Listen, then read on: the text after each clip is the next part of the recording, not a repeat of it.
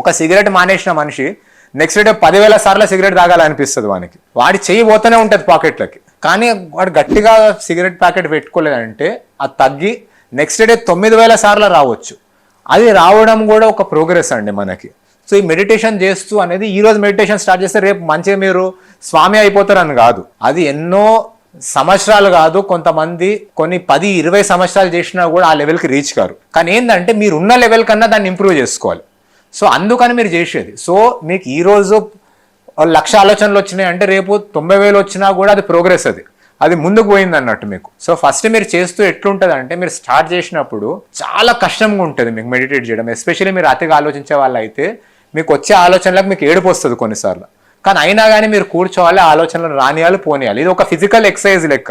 First day 1 kilo ఎత్తడం కూడా మనిషికి చాలా కష్టం, కానీ పోన్ ట్రైనింగ్తో 100 కిలోలు ఎత్తుతారు చాలా ఈజీగా, వాళ్ళకి నచ్చుతుంది. సో మీరు చేస్తున్న కొద్దీ మీ మైండ్కి అలవాటు అవుతుంది ఇది అతిగా ఆలోచించకుండా ఉండడం, ఈ ప్రెజెంట్ మూమెంట్లో ఉండడం. సో ఇది చేసి చేసి చేసి మీకు మెడిటేషన్ అనేది డైలీ చేయడంతో మీకు ఒకటి ఫస్ట్ థింగ్ మీరు కాన్సన్ట్రేట్ చేయగలుగుతారు. మీరు కాన్సన్ట్రేట్ చేస్తున్నారంటే లైఫ్లో ఎన్నో థింగ్స్ మీరు ఎంజాయ్ చేయగలుగుతారు. దానివల్లనే ఎన్నో థింగ్స్ మనం ఎంజాయ్ చేయలేదు, ఎందుకంటే మనం ఫోకస్ పెట్టాం దాని మీద. మీరు ఈ వీడియో చూస్తున్నా సగం పైన ఫార్వర్డ్ చేసి ఉంటారు, నేను ఆ సగం వీడియోస్ వేరే పెట్టి ఉంటారు, మీరు తీసేసి ఉంటారు. మీకు అసలు యూట్యూబ్లో షార్ట్స్ అనేవి అంత పాపులర్ అయింది అందుకే.